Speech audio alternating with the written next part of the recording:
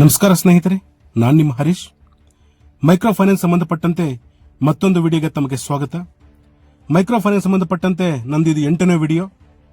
Micro ಫೈನಾನ್ಸ್ನ ಕಿರುಕುಳಕ್ಕೆ ಸಂಬಂಧಪಟ್ಟಂತೆ ನಾನು ನಿರಂತರವಾಗಿ ಸರಣಿ ವಿಡಿಯೋಗಳನ್ನು ಮಾಡ್ತಾ ಇದ್ದೀನಿ. ಏಕೆಂತಂದ್ರೆ ಮೈಕ್ರೋ ಫೈನಾನ್ಸ್ ಸುಗ್ರೀವಾಜ್ಞೆ ಆದ್ಮೇಲೂ ಕೂಡ ಜನರಲ್ಲಿ ಇನ್ನೂ ಅವೇರ್ನೆಸ್ ಕಮ್ಮಿ ಇದೆ. ಜನರು ಅವರ ಒಂದು ಅಳಲನ್ನ ಎಲ್ಲಿ ಹೇಳಬೇಕು, ಯಾರಿಗೆ ಹೇಳಬೇಕು ಅನ್ನೋದು ಇನ್ನೂ ಕೂಡ ತಿಳಿತಾ ಇಲ್ಲ. ಹಾಗಾಗಿ ಸ್ವಲ್ಪ ದಿನಗಳ ನಂತರ ಮತ್ತೆ ನಾನು ಮೈಕ್ರೋ ಫೈನಾನ್ಸ್ ವಿಡಿಯೋನ ಈಗ ಮತ್ತೆ ಮಾಡ್ತಾ ಇದ್ದೀನಿ.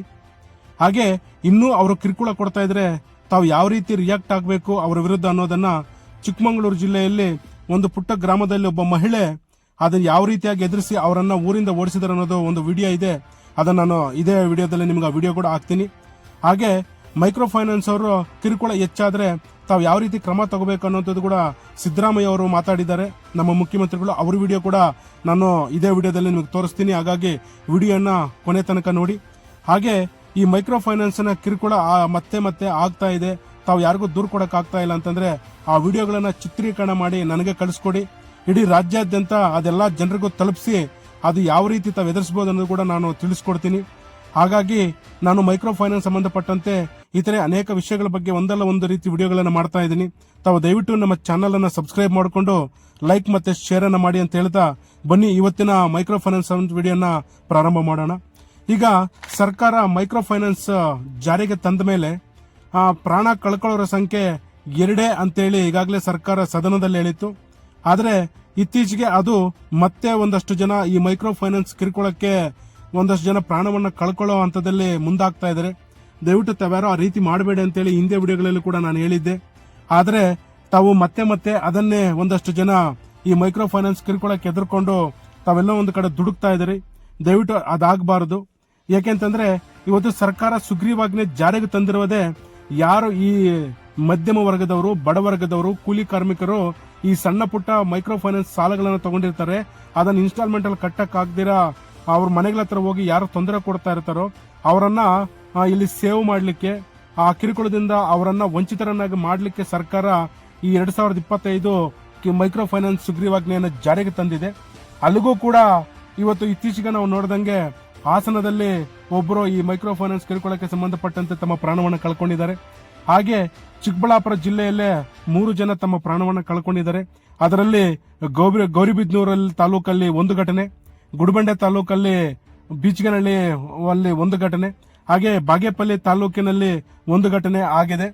ಏನಂತಂದ್ರೆ ಈ ಮೈಕ್ರೋ ಫೈನಾನ್ಸ್ ಅವರು ಮನೆಗಳ ಹತ್ರ ಹೋಗಿ ದುಡ್ಲೆ ಕಟ್ಟಲೇಬೇಕು ಅಂತೇಳಿ ಕಿರುಕುಳ ಮಾಡ್ಕೊಂಡಿದ್ದಕ್ಕೆ ಅವರು ಒಂದು ಡೆತ್ ನೋಟ್ ಅನ್ನು ಬರೆದಿಟ್ಟು ಪ್ರಾಣವನ್ನು ಕಳ್ಕೊಂಡ ನಿಟ್ಟಿನಲ್ಲಿ ಅವರೆಲ್ಲ ಕೂಡ ಮುಂದಾಗಿದ್ರು. ದಯವಿಟ್ಟು ಅದಾಗಬಾರದು. ಯಾಕೆಂತಂದ್ರೆ ಈ ಸುಗ್ರೀವಾಜ್ಞೆ ಬಂದಿದ್ದೆ ನಿಮ್ಮೆಲ್ಲ ಕೂಡ ಸಮಯ ತಗೊಂಡು ನೀವೆಲ್ಲ ಕಟ್ಟಲಿಕ್ಕೆ. ಒಂದ್ ವೇಳೆ ಕಿರುಕುಳ ಕೊಟ್ರೆ ನೀವು ಪೊಲೀಸ್ ಸ್ಟೇಷನ್ಗೆ ದೂರನ ಕೊಡಿ, ತಕ್ಷಣವೇ ಕ್ರಮ ತಗೊಂತಾರೆ ಅಂತೇಳಿ ಈಗಾಗಲೇ ನಮ್ಮ ರಾಜ್ಯದ ಮುಖ್ಯಮಂತ್ರಿಗಳಾಗಿರುವಂತವರು ಮತ್ತೆ ಸುಗ್ರೀವಾಜ್ಞೆಯನ್ನ ಜಾರಿಗೆ ತಂದಿರುವಂತ ಸಿದ್ದರಾಮಯ್ಯ ಅವರು ಹೇಳಿದ್ದಾರೆ. ನೋಡಿ, ಅವರ ಒಂದು ವಿಡಿಯೋನ ಇಲ್ಲಿ ಪ್ಲೇ ಮಾಡ್ತೀನಿ, ತಾವು ಒಂದ್ಸರಿ ಕೇಳಿಸ್ಕೊಳ್ಳಿ. ಅವರು ಕೂಡ ಹೇಳ್ತಾ ಇದ್ದಾರೆ ಸಹಾಯವಾಣಿನೂ ಕೂಡ ನಾವು ತೆರೀತಾ ಇದೀವಿ ಅಂತ ಹೇಳಿದ್ದಾರೆ. ಅವ್ರ ವಿಡಿಯೋನ ಈಗ ನೋಡಿ. ಯಾರಿಗೆ ತೊಂದರೆ ಆಗಿದೆ ಅವ್ರು ಕಂಪ್ಲೇಂಟ್ ಕೊಟ್ಟರೆ ಅವ್ರ ಮೇಲೆ ಕ್ರಮ ತಗೋತೀವಿ. ಯಾರು ಇಂಥ ಮೈಕ್ರೋ ಫೈನಾನ್ಸ್ನವರು ಅಥವಾ ಮನಿ ಲೆಂಡರ್ಸು ಯಾರು ತೊಂದರೆ ಕೊಡ್ತಾರೆ ಅಂತೇಳಿ ಅದಕ್ಕೆ ಸಹಾಯವಾಣಿಗಳು ಮಾಡ್ತಾ ಇದ್ದೀವಿ. DC ಆಫೀಸ್ಗಳು ಕಂಪ್ಲೇಂಟ್ ಕೊಟ್ಟರೆ ಕೂಡಲೇ ಇಮಿಡಿಯೇಟ್ ಆಗಿ ಕ್ರಮ ತಗೊಳ್ಳೋಕೆ ಹೇಳಿದ್ದೀನಿ. ಹಾಗೆ ಈ ಮೈಕ್ರೋ ಫೈನಾನ್ಸ್ ಅವರು ಚಿಕ್ಕಮಗಳೂರು ಜಿಲ್ಲೆಯಲ್ಲಿ ಇವರು ಹಣ ವಸೂಲಿಗಾಗಿ ಮನೆ ಹತ್ರ ಹೋದಾಗ ಪುರುಷರು ಹೋದ್ರೆ ಕಟ್ತಾ ಇಲ್ಲ ಅಂತ ಹೇಳಿ ಈ ಪುರುಷರು ಏನ್ ಮಾಡ್ತಾರೆ, ಈ ಮಹಿಳಾ ಸಂಘಟನೆಯಲ್ಲಿರುವಂತಹ ಒಂದಷ್ಟು ಜನನ್ನ ರೆಡಿ ಮಾಡಿ ಈ ಮನೆಗಳ ಹತ್ರ ಕಳಿಸ್ತಾರೆ ಹಣ ವಸೂಲಿಗಾಗಿ. ಆ ಚಿಕ್ಕಮಗಳೂರು ಜಿಲ್ಲೆಯಲ್ಲಿ ಆ ಮಹಿಳೆ ಅವರನ್ನ ಯಾವ ರೀತಿಯಾಗಿ ಎದುರಿಸಿ ಅವರು ದುಡ್ಡು ನಾವು ಕಟ್ತೀವಿ ಸಮಯ ಕೊಡಿ ಅಂದ್ರೆ ಅವ್ರು ಕೇಳದಿದ್ದಾಗ ಆ ಊರನ್ನ ಒಂದಷ್ಟು ಪುರುಷರು ಮತ್ತೆ ಮಹಿಳೆಯರೆಲ್ಲ ಸೇರಿ ಅವ್ರ ವಿರುದ್ಧ ತಿರುಗಿ ಬಿದ್ದು ನಾವು ದೂರು ಕೊಡ್ತೀವಿ, ನಮಗೆ ಕಾಲಾವಕಾಶ ಕೊಡಿ, ನಾವು ಕಟ್ಟಲ್ಲ ಅಂತಿಲ್ಲ ಅಂತೇಳಿ ಎಲ್ಲರೂ ಕೂಡ ರೊಚ್ಚಿಗೆದ್ದು ಒಂದಷ್ಟು ಜನ ಜೋರಾಗಿ ಮಾತಾಡೋದಷ್ಟಿಗೆ ಇಬ್ರು ಏನು ಫೈನಾನ್ಸ್ ಅವರು ಬಂದಿದ್ರಲ್ಲಿಗೆ ಕಿರುಕುಳ ಕೊಡ್ಲಿಕ್ಕೆ ಇಬ್ರು ಪುರುಷರು ಒಬ್ಬ ಮಹಿಳೆ ಆ ಬಂದ ದಾರಿಗೆ ಸುಂಕವಿಲ್ಲ ಎಂಬಂತೆ ಅವರು ಗಾಡಿಗಳು ಎತ್ಕೊಂಡು ವಾಪಸ್ ಹೊರಟರು. ಯಾವಾಗ ಹೊರಟರು ಅಂತಂದ್ರೆ ಆ ಊರಿನ ಜನರು, ಆ ಮಹಿಳೆ ಮತ್ತು ಆ ಪುರುಷರೆಲ್ಲರೂ ಕೂಡ ಸ್ವಲ್ಪ ಗಟ್ಟಿಯಾಗಿ ಮಾತಾಡಿ ಸಮಯಾವಕಾಶ ಕೊಡಿ, ನಾವು ಕಟ್ಟಲ್ಲ ಅಂತಿದ್ರೆ ಯಾಕೆ ಈ ತರ ಮತ್ತೆ ಮತ್ತೆ ಮನೆ ಹತ್ರ ಬಂದು ಕಿರುಕುಳ ಕೊಡ್ತೀರ ಅಂತೇಳಿ ಅವರು ಸ್ವಲ್ಪ ಏರು ಧ್ವನಿಯಲ್ಲೇ ಗಟ್ಟಿಯಾಗಿ ಮಾತಾಡಿದ ತಕ್ಷಣ ಅವ್ರಿಗೆ ಅರ್ಥ ಆಯ್ತು. ಒಂದಷ್ಟು ಜನ ವಿಡಿಯೋ ಚಿತ್ರೀಕರಣ ಕೂಡ ಮಾಡ್ಕೊಂತಾ ಇದ್ರು. ಆ ವಿಡಿಯೋ ಚಿತ್ರೀಕರಣ ಮತ್ತೆ ಜೋರಾಗಿ ಮಾತಾಡೋದಷ್ಟಿಗೆ ಅವ್ರು ಮರು ಮಾತಾಡಿದ್ರೆ ಆ ಮೈಕ್ರೋ ಫೈನಾನ್ಸ್ ಅವರು ಅಲ್ಲಿಂದ ಹೊರಟು ಬಿಡ್ತಾರೆ. ಇದರಿಂದ ಏನ್ ಅರ್ಥ ಆಗ್ತದೆ ಅಂತಂದ್ರೆ, ನೀವು ಎಲ್ಲಿವರೆಗೂ ಮಾತಾಡಲ್ವೋ ಅಲ್ಲಿವರೆಗೂ ಕೂಡ ಆ ಜನರು, ಆ ಮೈಕ್ರೋ ಫೈನಾನ್ಸ್ ಅವರು ಈ ಕಿರುಕುಳ ಕೊಡುವಂತದ್ದು ನಿರಂತರವಾಗಿರುತ್ತೆ. ಹಾಗಾಗಿ ತಾವು ಅವರನ್ನ ಮೊದಲು ಪ್ರಶ್ನೆ ಮಾಡುವಂತಾಗ್ಲಿ ಅನ್ನುವಂಥದ್ದು ನಾನು ಹಿಂದೆ ವಿಡಿಯೋಗಳಲ್ಲಿ ಕೂಡ ಹೇಳಿದ್ದೆ, ಈಗ ಕೂಡ ಹೇಳ್ತಾ ಇದ್ದೀನಿ. ಆ ಮಹಿಳೆ ಮಾತಾಡುವಂತ ಮತ್ತೆ ಅವ್ರು ಮಾತಾಡುವಂತ ವಿಡಿಯೋ ಕೂಡ ಇದೆ, ಅದನ್ನು ಪ್ಲೇ ಮಾಡ್ತೀನಿ, ಈಗ ನೋಡಿ.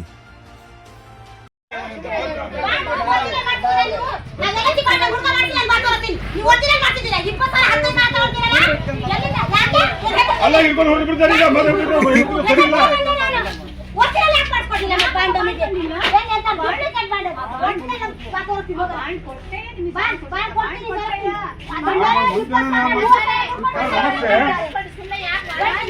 ಧರ್ಮಸ್ಥಾನ ಬಹಳ ಅತಿ ಆಗ್ತೀವಿ, ನುಡಿ ಹಾಕ್ತೀವಿ, ಇದು ಮಾಡಿ ಸರ್, ಒಂದು ಯೂಟ್ಯೂಬ್ ಮಾಡಿ ಹಾಕಿ ಸರ್.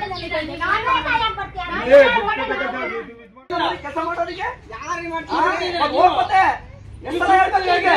ನೀವು ಕುತ್ಕೊಂಡಿಲ್ಲ ಏನು ಬಡಿಸ್ತಾ ಇದೀಯಾ?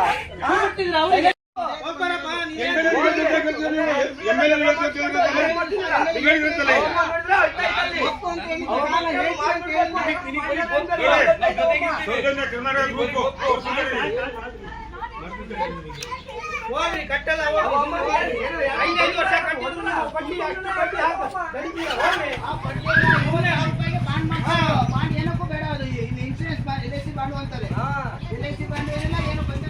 ನೋಡಿದ್ರಲ್ಲ ಸ್ನೇಹಿತರೆ, ಈ ರೀತಿಯಾಗಿ ನೀವು ಕೂಡ ಆ ವಿಡಿಯೋನ ಮಾಡಿ, ಯಾರೋ ಮನೆಗಳ ಹತ್ರ ಬೆಳಗ್ಗೆ ಬಂದು ಸಂಜೆವರೆಗೂ ಕೂತ್ಕೊಂಡು ನೀವು ಕಟ್ಟಲೇಬೇಕು ಅಂತೇಳಿ ಅವ್ರಿಗೆ ಫೋನ್ ಮಾಡಿಕೊಂಡು ಎದುರಿಸುವಂತೆಲ್ಲ ಮಾಡ್ತಾರೋ, ಆ ಸಮಯದಲ್ಲಿ ತಾವು ಕೂಡ ಅಷ್ಟೇ ತಮ್ಮ ಫೋನಿಂದ ತೆಗೆದುಕೊಂಡು ಅವರಲ್ಲಿ ಕೂತಿರುವಂತದ್ದು ಸಮಯದ ಸಮೇತ ನೀವು ಒಂದು ವಿಡಿಯೋನ ತೆಗಿಬಹುದು. ಈ GPS ಟ್ರ್ಯಾಕರ್ ಒಂದು ಹ್ಯಾಪ್ ಬರುತ್ತೆ, ಅದರೊಳಗೆ ನೀವು ವಿಡಿಯೋನ ತೆಗೆದ್ರೆ ಅವ್ರು ಎಷ್ಟೊತ್ತು ಕೂತಿದ್ರು ಅನ್ನೋದನ್ನ ವಿಡಿಯೋಕರಣ ಚಿತ್ರ ಮಾಡಿ ವಿಡಿಯೋನ ಚಿತ್ರೀಕರಣ ಮಾಡಿ ನೀವು ದೂರು ಕೊಟ್ರೆ ಪೊಲೀಸರು ತಕ್ಷಣ ಕ್ರಮ ಕೈಗೊಂತಾರೆ ಅಂತೇಳಿ ಈಗಾಗಲೇ ಪೊಲೀಸರು ಕೂಡ ಹೇಳಿದ್ದಾರೆ. ಅದಕ್ಕೆ ಸಂಬಂಧಪಟ್ಟಂತೆ ಹೆಲ್ಪ್ ಲೈನ್ ನಂಬರ್ ಕೂಡ ಕೊಡ್ತೀವಿ ಅಂತ ಹೇಳಿದ್ದಾರೆ. ಅಂದ್ರೆ ನಿಮ್ಮ ಹತ್ರ ಒಂದು ದಾಖಲಾತಿ ಇರುತ್ತೆ. ಅವರು ನಾವು ಮನೆ ಹತ್ರ ಬಂದೇ ಇಲ್ಲ, ನಾವು ಆ ಸಮಯದಲ್ಲಿ ಅಲ್ಲಿಗೆ ಬಂದೇ ಇಲ್ಲ, ನಾವು ಕಿರುಕುಳ ಕೊಟ್ಟೇ ಇಲ್ಲ ಅಂತ ಏನ್ ಹೇಳ್ತಾರೋ ಅವರಿಗೆ ನೀವು ಆ ಒಂದು ವಿಡಿಯೋ ಮಾಡಿಕೊಂಡ್ರೆ ಅದೊಂದು ದಾಖಲಾತಿ ಆಗುತ್ತೆ, ಅದರ ಸಮಯ ಕೂಡ ತೋರಿಸುತ್ತೆ. ಅದರ ಜೊತೆಗೆ ಯಾರು ಫೋನ್ಗಳು ಮಾಡಿ ನಿಮಗೆ ಕಿರುಕುಳ ಕೊಡ್ತಾರೋ ಅದನ್ನ ಒಂದು ವಾಯ್ಸ್ ರೆಕಾರ್ಡ್ ಮುಖಾಂತರ ನೀವು ಅದನ್ನ ರೆಕಾರ್ಡ್ ಮಾಡ್ಕೊಳ್ಳಿ. ವಾಯ್ಸ್ ರೆಕಾರ್ಡ್ ಮಾಡ್ಕೊಂಡಾಗ ಅದು ಕೂಡ ನಿಮ್ಗೊಂದು ದಾಖಲೆ ಆಗುತ್ತೆ. ಈ ಮೈಕ್ರೋ ಫೈನಾನ್ಸ್ ಕಿರುಕುಳದಿಂದ ನೀವೊಂದಷ್ಟು ಸಮಯಾವಕಾಶ ತಗೊಳ್ಳಕ್ಕೆ ನಿಮಗೊಂದು ಅವಕಾಶ ಸಿಗುತ್ತೆ ಅನ್ನುವಂಥದ್ದು ನನ್ನ ಒಂದು ಮನವಿ. ಯಾಕೆ ಅಂತಂದ್ರೆ, ತಾವು ಅಮೂಲ್ಯವಾದಂತ ಪ್ರಾಣವನ್ನ ಕಳ್ಕೊಳ್ಳೋಕ್ಕಿಂತ ಮೊದಲು ಈಗ ಸಾಲಗಳೆಲ್ಲರೂ ಮಾಡಿರ್ತಾರೆ, ಅವರವರ ಅರ್ಹತೆಗೆ ತಕ್ಕಂತೆ ಅವರ ಒಂದು ವ್ಯಾಪಾರದ ಮೇಲೆ ಡಿಪೆಂಡ್ ಆಗಿ ಸಾಲಗಳು ಮಾಡಿರ್ತಾರೆ. ಆದರೆ ಈಗ ರೈತರು ಅವರೆಲ್ಲ ಕೂಡ ಇತ್ತೀಚೆಗೆ ನಾನು ನೋಡಿದೆ, ಹೊಲದಲ್ಲಿ ಒಂದಷ್ಟು ವಿಷದ ಡಬ್ಬಿನ ತಗೊಂಡು ಅವರು ಡೆತ್ ನೋಟ್ ಬರೋದು ಎಲ್ಲ ಮಾಡ್ಕೊಂಡಿದ್ದೆಲ್ಲ ಕಂಡಾಗ ಎಲ್ಲೊಂದು ಕಡೆ ಮನಸ್ಸಿಗೆ ಬೇಜಾರಾಗುತ್ತೆ. ಅದೆಲ್ಲ ಕೂಡ ತಡಿಲಿಕ್ಕಂತಾನೆ ಮೈಕ್ರೋ ಫೈನಾನ್ಸ್ ಸುಗ್ರೀವಾಜ್ಞೆ ಬಂದಿದೆ. ತಾವು ಒಂದ್ಸಾರಿ ದೂರು ಕೊಟ್ರೆ ಕ್ರಮ ತಗೊಂಡಿಲ್ಲ ಅಂದಾಗ ನೀವು ನಿರ್ಧಾರ ಮಾಡಬಹುದು. ತಾವು ದೂರು ಕೊಡಕ್ಕೆ ಹಿಂಜರಿದ್ರೆ ತಾವೇನೂ ಮಾಡಕ್ಕಾಗಲ್ಲ. ಇತ್ತೀಚೆಗೆ ಒಂದಷ್ಟು ಪೊಲೀಸ್ ಸ್ಟೇಷನ್ ಅಲ್ಲಿ ಈ ಮೈಕ್ರೋ ಫೈನಾನ್ಸ್ಗಳು ಯಾರು ವ್ಯವಹಾರ ಜಾಸ್ತಿ ನಡೆಸ್ತಾ ಇದ್ದಾರೋ ಅವರೆಲ್ಲರನ್ನೂ ಕೂಡ ಕರೆಸಿ ಪೊಲೀಸರು ಕೂಡ ಸ್ಟ್ರಿಕ್ಟ್ ಆಗಿ ಹೇಳಿದ್ದಾರೆ, ನೋಡ್ರಿ ಅವ್ರು ಕಟ್ಟಿದ್ರೆ ಕಟ್ಸ್ಕೊಳ್ಳಿ, ಯಾವುದೇ ಕಾರಣಕ್ಕೆ ನೀವು ಫೋನ್ಗಳು ಮಾಡೋದಾಗ್ಲಿ ಮನೆಗೆ ಹತ್ರ ಹೋಗೋದಾಗ್ಲಿ ಮಾಡಿದ್ರೆ ದೂರು ಬಂದ್ರೆ ಖಂಡಿತ ನಾವು ಕೇಸ್ ಹಾಕ್ತೀವಿ ಅಂತೇಳಿ ಈಗಾಗಲೇ ಪೊಲೀಸರು ಹೇಳಿದ್ದಾರೆ, ಆ ಸ್ಥಳೀಯ ಪೊಲೀಸರು. ಈಗೇನಾದರೂ ಮೈಕ್ರೋ ಫೈನಾನ್ಸ್ ಕಿರುಕುಳದಿಂದ ಒಂದು ಪ್ರಾಣ ಏನಾದರೂ ಕಳ್ಕೊಂತಂತಂದ್ರೆ ಅದು ನೇರವಾಗಿ ಪೊಲೀಸರ ಮೇಲೆ ಪ್ರಭಾವ ಬೀರುತ್ತಾ ಇದೆ. ಯಾಕೆಂತಂದ್ರೆ ಕರ್ನಾಟಕ ಸರ್ಕಾರಕ್ಕೆ ಅದು ಒಂದು ಕೆಟ್ಟ ಒಂದು ಸಂದೇಶವನ್ನ ಕೊಡ್ತಾ ಇದೆ.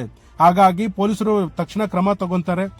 ಹಾಗಾಗಿ ತಾವು ಕೂಡ ಆ ವಿಡಿಯೋ ಚಿತ್ರಗಳನ್ನ ಮಾಡಿ ನೀವೊಂದಷ್ಟು ದೂರು ಕೊಟ್ಟ ತಕ್ಷಣ ಅದು ಕ್ರಮ ತಗೊಳ್ಳುತ್ತೆ, ನಿಮ್ಗೊಂದಷ್ಟು ಸಮಯಾವಕಾಶ ಕೂಡ ಸಿಗುತ್ತೆ ಅಂತ ಹೇಳ್ತಾ ಇದ್ದೀನಿ. ಹಾಗೆ ಈ ಮೈಕ್ರೋ ಫೈನಾನ್ಸ್ ಕಿರುಕುಳವನ್ನ ನಾನು ಇತ್ತೀಚೆಗೆ ಒಂದು 20 ದಿನದಿಂದ ಈ ಕಡೆಗೆ ಮಾಡಕ್ಕಾಗಿರ್ಲಿಲ್ಲ. ಯಾಕೆಂತಂದ್ರೆ ಬೇರೆ ಬೇರೆ ಸುದ್ದಿಗಳ ಕಡೆ ಗಮನ ಕೊಡ್ತಾ ಇದ್ದೆ. ಆದ್ರೆ ಅಲ್ಲಿಗೂ ಕೂಡ ಒಂದಷ್ಟು ಜನರಲ್ಲಿ ಅವೇರ್ನೆಸ್ ಕಮ್ಮಿ ಇದ್ದು ತಾವು ಅಲ್ಲಿಗೂ ಕೂಡ ನನ್ನ ವೈಯಕ್ತಿಕ ನಮ್ಮ ಮೊಬೈಲ್ ನಂಬರ್ಗೆ ಮತ್ತೆ ನಮಗೆ ಒಂದಷ್ಟು ಯಾವುದು ಹಳೆ ವಿಡಿಯೋಗಳು ಕೂಡ ಕಾಮೆಂಟ್ ಆಗ್ತಾ ಇದ್ರಿ. ಹಾಗಾಗಿ ಈ ಒಂದು ವಿಡಿಯೋನ ಮಾಡ್ತಾ ಇದ್ದೀನಿ. ಅದಕ್ಕಾಗಿ ನಾನೀಗ ನಮ್ಮ ಒಂದು ಆಫೀಸ್ ನಂಬರ್ ಅನ್ನೇ ನಿಮಗೆ ಕೊಡ್ತಾ ಇದ್ದೀನಿ. ಎಲ್ಲಿ ಈ ಮೈಕ್ರೋ ಫೈನಾನ್ಸ್ ಕಿರುಕುಳದ ಒಂದು ವಿಡಿಯೋಗಳು ಅಥವಾ ಒಂದು ಆಡಿಯೋ ರೆಕಾರ್ಡ್ ತಮಗೆ ಸಿಕ್ಕಿದ್ರೆ ಅದನ್ನ ಆ ವಾಟ್ಸ್ಆಪ್ ಮುಖಾಂತರ ನನಗೆ ಕಳಿಸ್ಕೊಡಿ.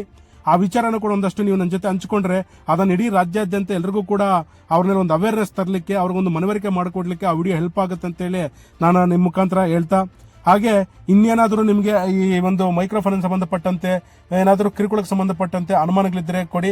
ಜೊತೆಗೆ ವಿಡಿಯೋ ಏನಾದರೂ ದೊಡ್ಡದಾಯಿತು ಹೆಂಗಪ್ಪ ವಾಟ್ಸಪ್ಪಲ್ಲಿ ಬರಲ್ಲ, 5 ನಿಮಿಷಕ್ಕಿಂತ ಮೇಲಿದ್ರೆ ಬರಲ್ಲ ಅನ್ನಂಗಿದ್ರೆ ನನ್ನ ಮೇಲ್ ಐಡಿ ಕೂಡ ನಾನು ಕೊಡ್ತೀನಿ.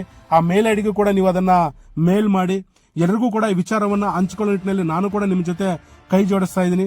ಯಾಕೆಂತಂದ್ರೆ ಈ ಮೈಕ್ರೋ ಫೈನಾನ್ಸ್ ಕಿರುಕುಳಕ್ಕೆ ಬ್ರೇಕ್ ಆದ್ಮೇಲೂ ಕೂಡ ಅವರು ಬಂದಷ್ಟು ದುಡ್ಡು ಬರಲಿ ಅಂತೇಳಿ ಈ ಹಬ್ಬದ ದಿನಗಳಲ್ಲಿ ಈ ಪಾಡ್ಯ ದಿನಗಳಲ್ಲಿ ಕೂಡ ಮನೆಗಳ ಹತ್ರ ಬರ್ತಾರೆ ಅಂತೇಳಿ ನನಗೊಂದಷ್ಟು ಜನ ತಾವೆಲ್ಲ ಕಾಮೆಂಟ್ ಮಾಡಿದ್ದಕ್ಕಾಗಿ ವಿಡಿಯೋನ ಮಾಡ್ತಾ ಇದ್ದೀನಿ. ಹಾಗಾಗಿ ನನ್ನ ಕಚೇರಿ ನಂಬರ್ ಕೂಡ ಇದೇ ವಿಡಿಯೋದಲ್ಲಿ ನಾನು ಕೊಡ್ತೀನಿ. ತಾವು ಯಾವುದೇ ಕಾರಣಕ್ಕೆ ಎದುರ್ಕೊಳ್ಳೋದಿರಾ ತಾವೆಲ್ಲ ಕೂಡ ಇದನ್ನು ಫೇಸ್ ಮಾಡೋಟೆಲ್ಲ ಆಗಬೇಕು. ನಾನು ಮುಂದಿನ ವಿಡಿಯೋದಲ್ಲಿ ಯಾವ್ಯಾವ ದೊಡ್ಡ ಬ್ಯಾಂಕ್ಗಳಂತಿದಾವೋ ಈ ಮೈಕ್ರೋ ಫೈನಾನ್ಸ್ಗಳು ಅದರ ಬಡ್ಡಿ ದರವನ್ನು ನಾನು 3 ಬ್ಯಾಂಕ್ ಅಷ್ಟೇ ಮಾಡಿದ್ದೆ. ಮುಂದಿನ ವಿಡಿಯೋದಲ್ಲಿ ಆ ಬಡ್ಡಿ ದರ ಎಷ್ಟಿದೆ, RBI ಎಷ್ಟಿದೆ, ನೆಕ್ಸ್ಟ್ ಈ ಅವರೆಷ್ಟು ಮಾಡ್ತಿದ್ದಾರೆ ಅನ್ನೋದು ಕೂಡ ತಮಗೆಲ್ಲ ಕೂಡ ಮನವರಿಕೆ ಮಾಡ್ಕೊಡ್ತೀನಿ. ಇಂಥ ಒಳ್ಳೆಯ ವಿಚಾರಗಳನ್ನ ಮತ್ತೆ ಮತ್ತೆ ಹಂಚ್ಕೊತಾ ಇದ್ದೀನಿ. ತಾವೆಲ್ಲ ಕೂಡ ಈ ವಿಡಿಯೋನು ಸಬ್ಸ್ಕ್ರೈಬ್ ಮಾಡಿ ನಮ್ಮ ಚಾನಲ್ ಅನ್ನ, ಈ ವಿಡಿಯೋನ ಎಲ್ರಿಗೂ ಶೇರ್ ಮಾಡಿ, ಲೈಕ್ ಮಾಡಿ, ಹಾಗೆ ನಿಮ್ಮ ಸ್ನೇಹಿತರ ಜೊತೆಗೂ ಕೂಡ ಈ ವಿಚಾರವನ್ನು ಹಂಚ್ಕೊಳ್ಳಿ ಹೇಳ್ತಾ ಇಷ್ಟೊತ್ತು ನಮ್ಮ ವಿಡಿಯೋನ ನೋಡಿದ್ದಕ್ಕಾಗಿ ಎಲ್ಲರಿಗೂ ಕೂಡ ಧನ್ಯವಾದಗಳು.